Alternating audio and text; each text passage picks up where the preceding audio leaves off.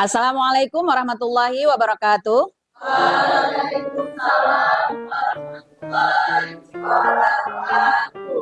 Gimana kabarnya anak-anak ibu semua? Anas sepertinya belum sarapan ya Nas ya. Udah sarapan? Karena muka Anas tidak begitu ceria seperti yang lain. Kalau Wardiana hatinya hari ini berbunga-bunga. Ya. Sebelum kita mengawali pembelajaran, Ibu mohon kepada ketua kelas untuk membacakan doa, memimpin membacakan doa supaya pembelajaran kita dapat berjalan dengan lancar. Silakan ketua kelas.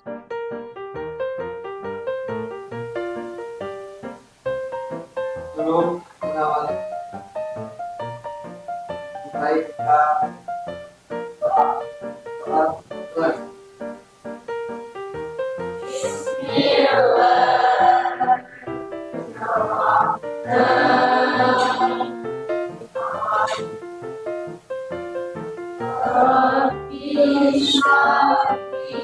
Sadar wa yassir li amri wa hlul 'uqdatam min lisani yafqahu qawli. Rabbi zidni ilman warzuqni fahman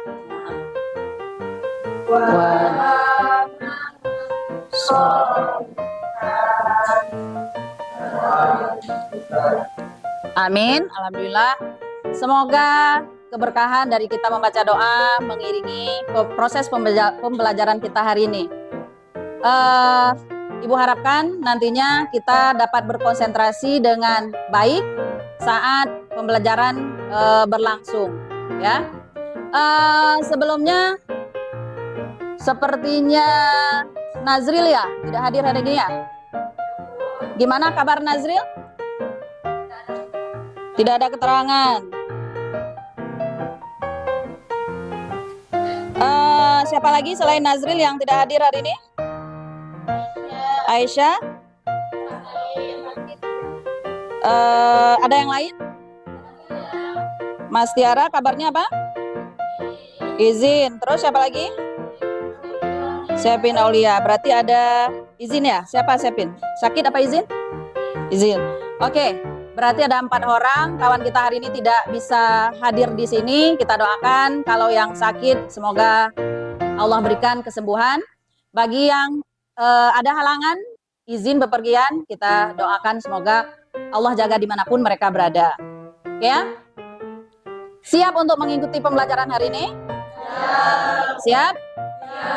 Siap. Oke. Dio senyum-senyum dia.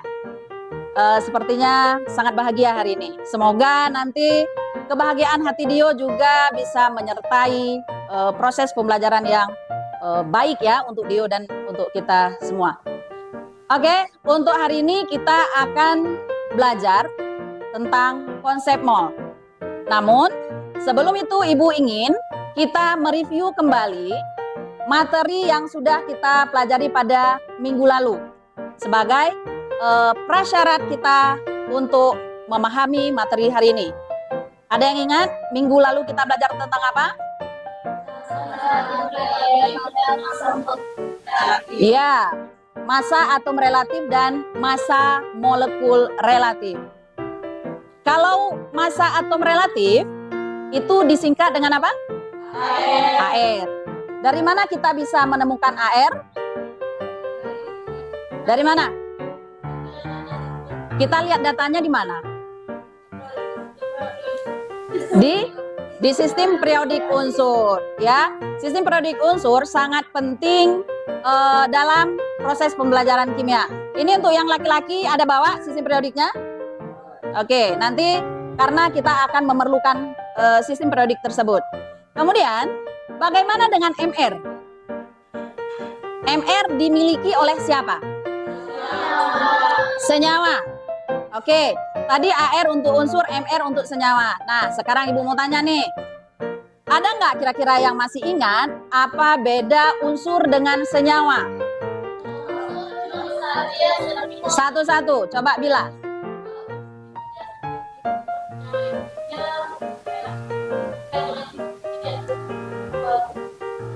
Ya, Ana ada yang bisa melengkapi sedikit lagi di bagian molekulnya? Senyawa ya tadi ya. Oke. Gabungan dari dua unsur atau lebih. Jadi, jika unsur itu sendirian, berarti dia yang penyusunnya itu adalah atom-atomnya. Sementara senyawa, penyusunnya itu adalah unsur-unsur yang bergabung. Boleh dua unsur atau lebih. Oke. Jadi, untuk hari ini kita tetap akan menggunakan AR dan MR. Ya. Siapa yang nanti masih ada kesulitan, boleh ditanyakan ke ibu atau ke kawan dalam satu kelompok. Oke, menjelaskan konsep mol, yaitu hubungan antara mol dan jumlah partikel, serta kalian nanti harus dapat untuk menghitung, ya, menghitung bisa jadi mol atau jumlah partikelnya. Kemudian hari ini kita akan menggunakan model pembelajaran problem based learning, ya.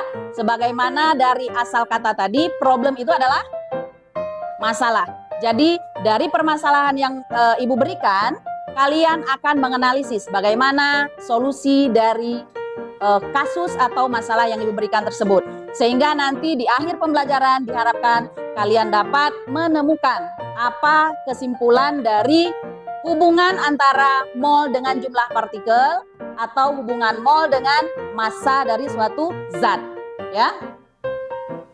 Dalam pembelajaran hari ini, ibu juga akan melakukan penilaian atau assessment. Yang ibu lakukan itu ada 3. Yang pertama penilaian sikap, ya. Yang kedua kognitif atau ya pemahaman kalian tentang konsep kita hari ini, dan performa. Performa itu pada saat nanti tampil itu ibu akan nilai. Keaktifan kalian dalam kelompok itu juga tetap ibu apresiasi dalam bentuk nilai. Oke? Nah, sebagaimana yang ibu katakan sebelumnya, bahwa di konsep mol ini kita tetap tidak bisa melupakan yang namanya persamaan reaksi kimia. Masih ingat? Dalam persamaan reaksi kimia ada komponen apa saja? Dalam persamaan reaksi kimia ada kemarin itu yang sebelah kiri apa namanya, sebelah kanan apa namanya, masih ingat tidak? Apa? Reaktan dan produk. Bagus Samita. Yang lain supaya diingat kembali ya. Reaktan dan produk. Jadi kita akan tetap berkaitan dengan yang namanya senyawa-senyawa yang terlibat dalam suatu persamaan reaksi kimia. Oke. Sebelum terlalu jauh, ibu kan nanti ada yang nanya nih, ngapain kita belajar konsep mol? Apa sih kegunaannya gitu? Ada nggak kaitannya dengan kehidupan secara nyata? Nah, stoikiometri atau dengan kata lain perhitungan kimia, yaitu bagian dari konsep mol tadi, itu sangat diperlukan oleh ilmuwan atau industri-industri yang memproduksi. Misalnya produksi pupuk kah, atau bagian farmasi. Ada yang tahu farmasi berkaitan dengan apa? Obat-obatan. Oke. Yang berkaitan dengan obat-obatan tadi itu sangat perlu dengan stoikiometri atau perhitungan kimia tadi. Kenapa? Karena salah perhitungan sedikit bisa menyebabkan efek yang tidak bagus ya bagi penggunanya. Oke. Nampak di situ yang seger-seger nggak? Oke, yang terlihat sama kalian itu apa? Gambar apa? Es kopi. Ya, di situ sekarang di daerah kita itu sangat menjamur sekali usaha-usaha kopi, baik itu kafe atau dalam bentuk ya mobil yang di apa ya menjual minuman kopi seperti itu. Karena daerah kita salah satunya ciri khasnya adalah kopi. Jadi alangkah disayangkan kalau kita tidak bisa menghargai kekayaan daerah kita. Nah, pada saat kalian ke kafe dan mengorder, misalnya, Bang, latte 1. Terus Wardiana juga pesen, Bang, latte 1. Berarti latte udah 2 di dalam gelas yang berbeda. Ya, 1 minta yang saya hangat aja, saya dingin aja. Ada 2, panas dengan dingin. Kira-kira gimana dengan rasa? Rasa yang muncul pada latte yang kondisi hangat dengan latte yang kondisi dingin. Rasanya gimana? Sama atau enggak? Sama. Kemungkinan besar sama. Kira-kira gara-gara apa ya? Karena sama-sama dibuat dari kopi. Bisa jadi. Ada yang lain? Yang laki-laki ini yang suka ngopi. Dio. Nggak suka kopi. Aduh, sayang sekali. Siapa nih yang suka kopi? Kiki ya? Nggak juga. Ini nanti dalam mencicipi rasa, kalau orang yang sudah pencinta kopi, dia akan tahu detailnya ini rasanya apa gitu. Nah, kira-kira kalau rasa yang gelas A dengan gelas B tadi sama, kira-kira penyebabnya apa? Pengaruhnya di mana?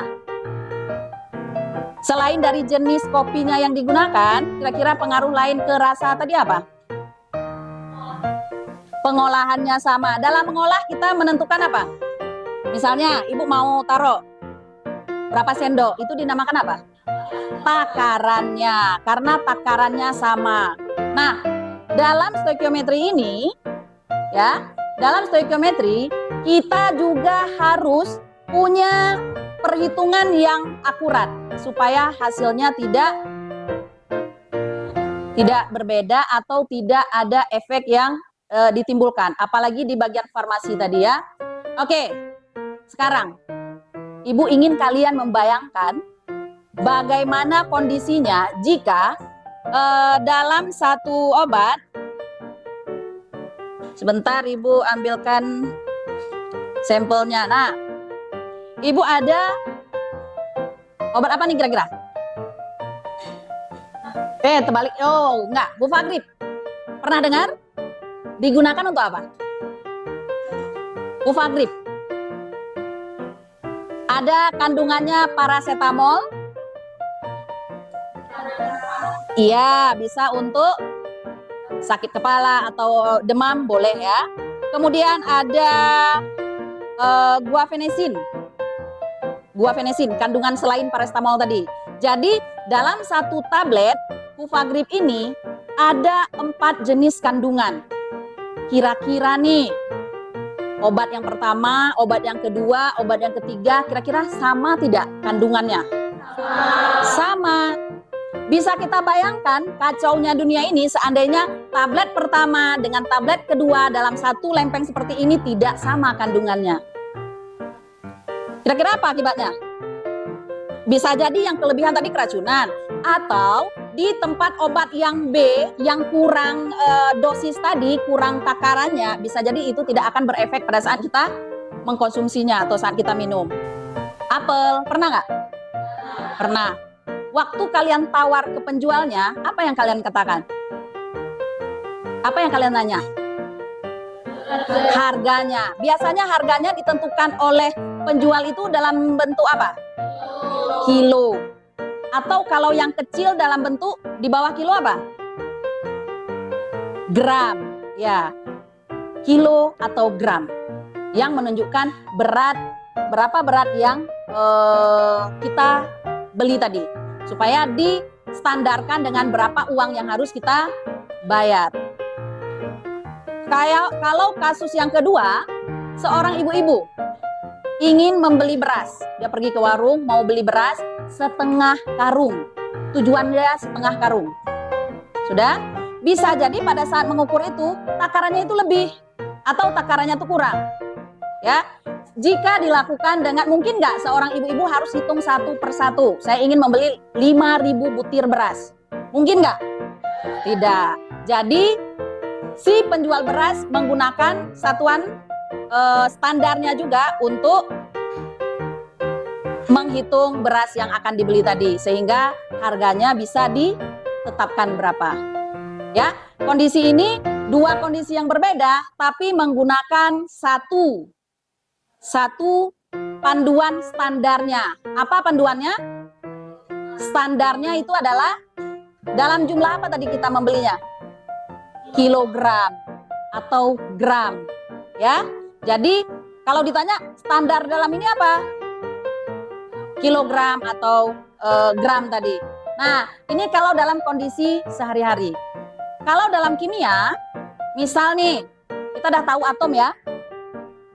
Kenal atom kan? Tahu unsur? Tahu senyawa? Nah, misalnya ibu mau menghitung berapa jumlah atom. Kira-kira ibu gunakan kilo atau enggak? Enggak.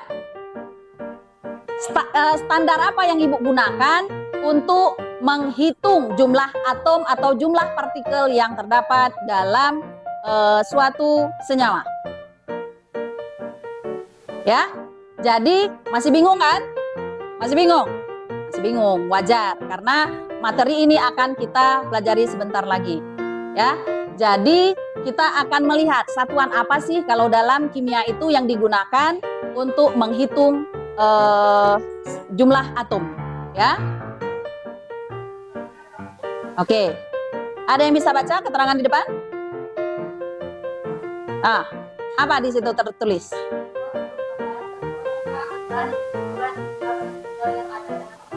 Ya, mol merupakan satuan yang menunjukkan ukuran jumlah partikel yang ada dalam suatu zat. Bandingkan dengan orang membeli apel tadi, standarnya apa? Kilogram. Kalau di sini, kalau dalam kimia untuk menghitung jumlah partikel atau atom tadi apa? Apa satuan standarnya? Apa satuannya yang digunakan?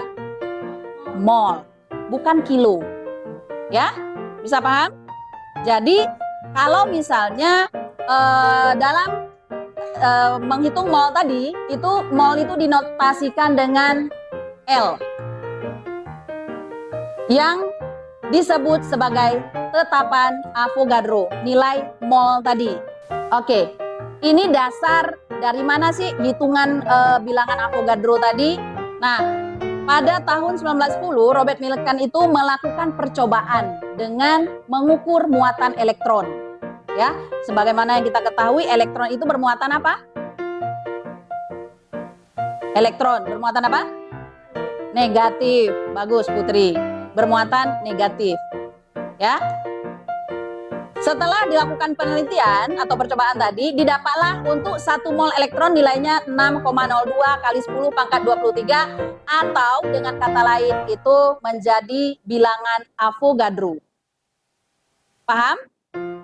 Kira-kira dari mana dasarnya angka 6,02 kali 10 pangkat 23 tadi? Sayang? Bilangan Avogadro atau untuk 1 mol itu berarti memiliki 6,02 kali 10 pangkat 23 partikel per mol. Ya. Dengan kata lain, misalnya gini. Ukuran kalau kita mau membeli 12 pulpen. Kita mau membeli 12 buku. Ukuran 12 tadi 12 pulpen atau 12 buku. Ini dengan kata lain apa nih? Kalau jumlahnya 12 berarti apa? Ya, 1 lusin. 1 lusin buku atau 1 lusin pulpen. Sama dengan kita menyebut, Bang, saya beli 12 pulpen. Bang, saya beli 1 lusin pulpen. Sama. Bisa? Kalau di dalam mol tadi, itu 1 mol sama dengan 6,02 kali 10 pangkat 23 partikel tadi.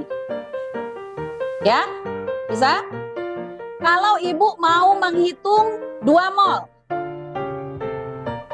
berarti berapa? Sebelum ke sini, coba di sini. Kalau satu lusin tadi 12 pulpen ya, Ibu mau beli 2 lusin. Berarti gimana kita bisa mengetahui jumlah berapa pulpen yang akan kita punya? Satu lusin 12 pulpen. Kalau 2 lusin berarti 2 kali 12 tadi. Jumlahnya 24 pulpen atau sebanyak 2 lusin. Dengan kata lain 2 lusin ini adalah 24 pulpen atau buku tadi. Bisa ya? Balik ke sini. 1 mol sama dengan 6,02 kali 10 pangkat 23. Bagaimana dengan 2 mol? Berarti berapa? 2 kali 6,02 kali 10 pangkat 23. Yang mau Ibu tekankan di sini. Kalau misalnya orang minta 0,3 mol, berarti ya tinggal digantikan saja angkanya. Berapa yang diinginkan? 0,3 mol berarti 0,3 dikali 6,02 kali 10 pangkat 23. Ini tetap 6,02 itu menjadi standarnya. Ya, standar untuk penghitungan 1 mol. Kalau 2 mol tinggal dikalikan saja. 0,3 mol tinggal kita kalikan juga. Bisa paham ya? Oke. Kita akan berdiskusi di dalam kelompok untuk membahas lebih lanjut, lebih detail tentang permasalahan yang berkaitan dengan konsep mol tadi. Ya, ingat bahwa nanti jika di dalam kelompok ada yang lupa, untuk 1 mol itu sebanding dengan berapa? Ingat? Berapa? Oke. Nah, sekarang Ibu harap kalian untuk membentuk kelompok yang sudah Ibu informasikan sebelumnya. Silakan duduk di dalam kelompoknya.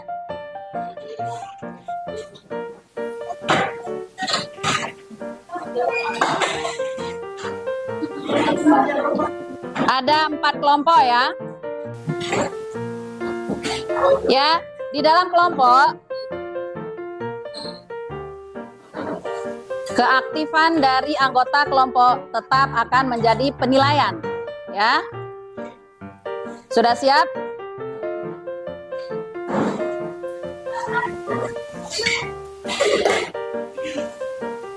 Sudah siap dalam kelompok ya?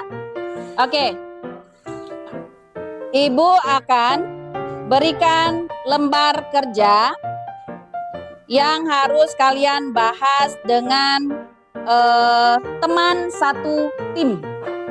Jadi dalam kelompok itu kalian sudah satu tim, harus satu visi untuk memecahkan masalah yang tertera pada LKPD ini. Kelompok 2. Siapa tadi kelompok 2? Kelompok 3.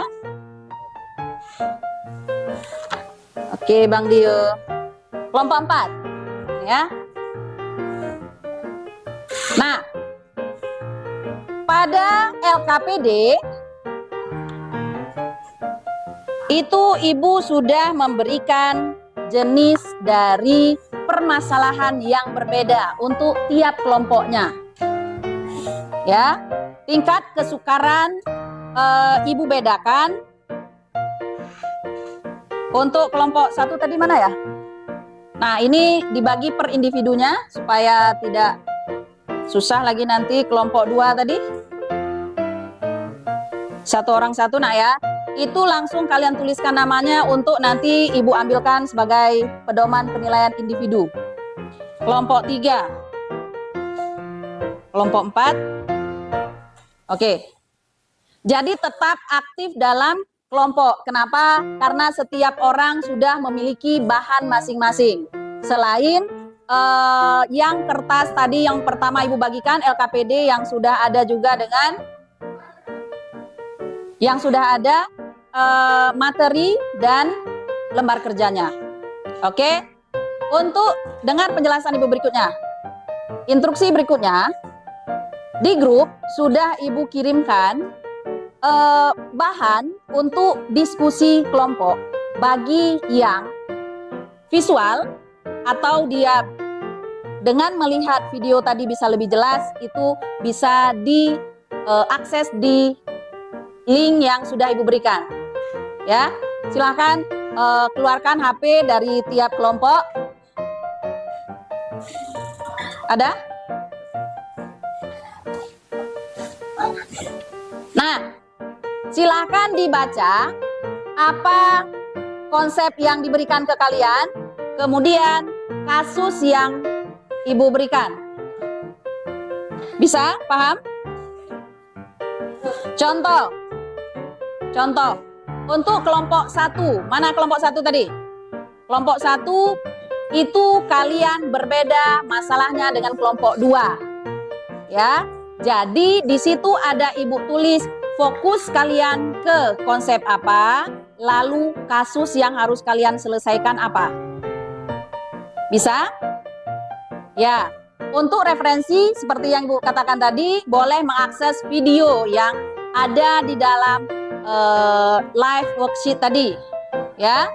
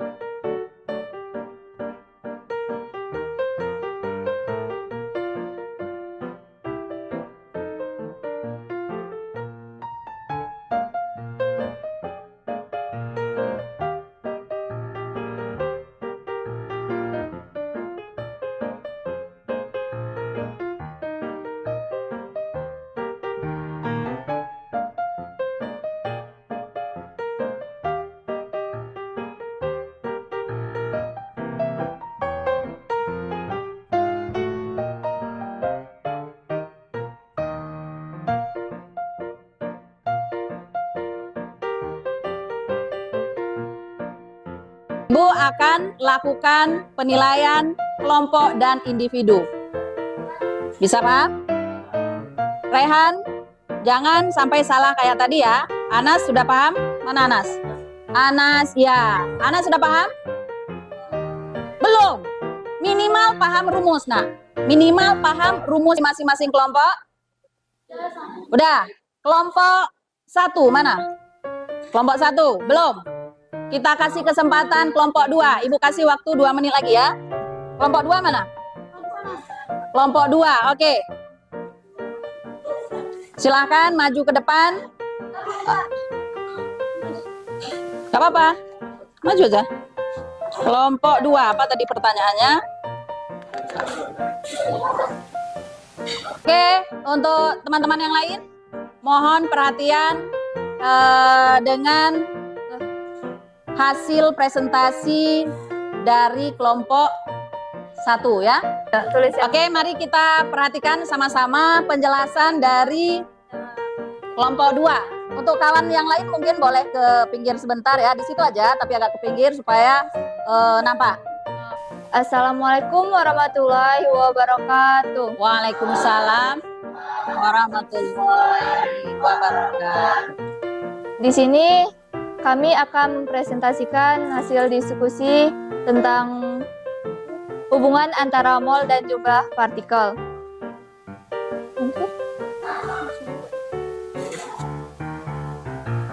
Kasus yang diberikan ke kalian itu apa? Kasus tentang Yang lain perhatikan. Kasusnya tentang banyaknya mol besi, atau kita menghitung banyaknya mol besi yang mengandung di dalam atom besi. Ya, berarti dia menghitung apa tadi? Ya.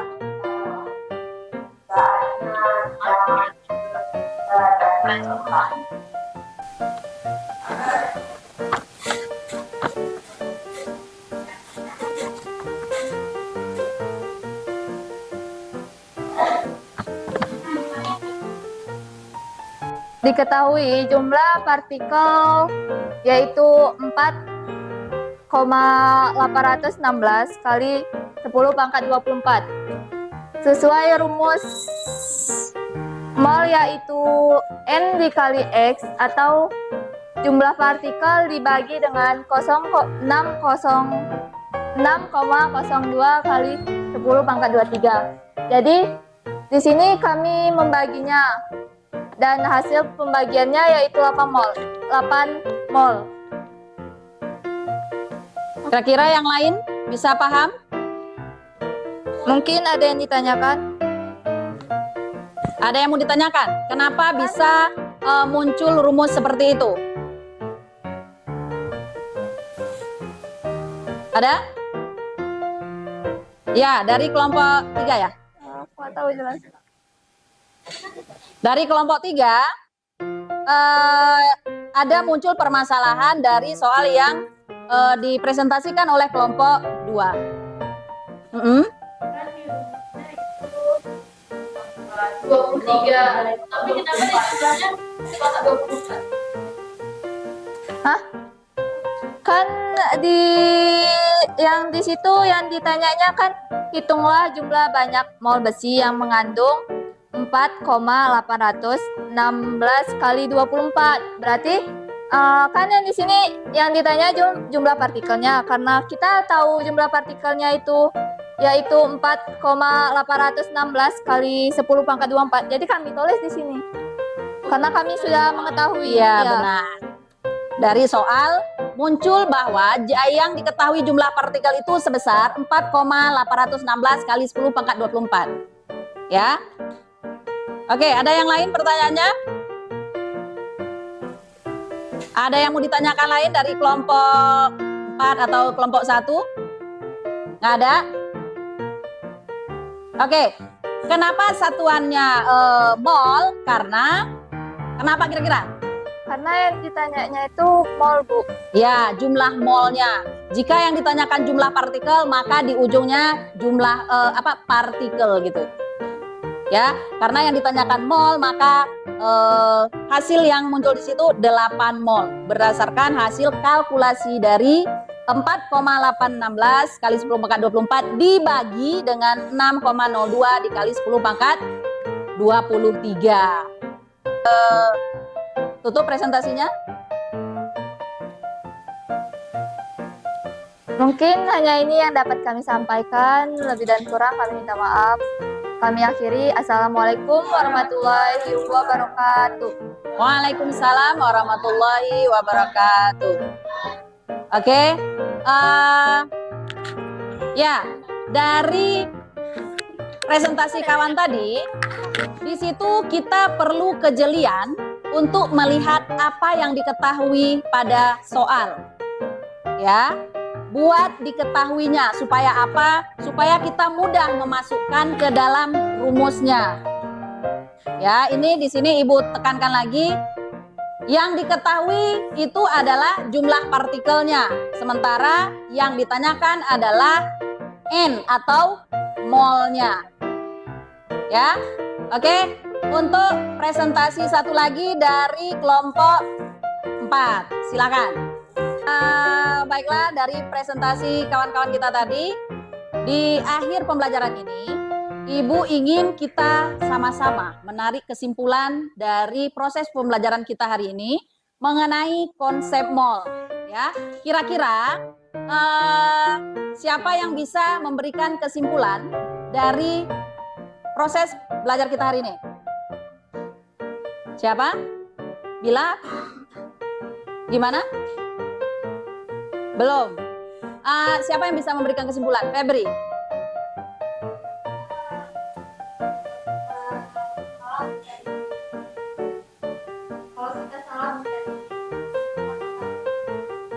Kalau kita salah mencari memasukkan rumusnya, menggunakan rumusnya, maka salah hitungannya. Yang Ibu maksudkan, kesimpulan yang dari proses kita belajar tadi kan ada banyak tuh. Ada tentang apa yang pertama? Yang dari apa? Ya, 1 mol itu setara dengan berapa? Iya, 6,02 kali 10 pangkat 23. Kemudian satuan yang dijadikan standar untuk menghitung jumlah partikel atau atom tadi disebut dengan apa? Kalau dalam kimia? Kalau dalam keseharian kan tadi gram, kilogram, ya kan? Kalau dalam kimia tadi disebut dengan apa? Mol, ya. Mungkin ada yang bisa menyebutkan rumus untuk mencari massa. Rumus untuk mencari massa. Kira-kira apa rumusnya ya? Kalau yang diketahuinya adalah molnya. Kelompok mana yang bisa? Ya, silakan Wardiana.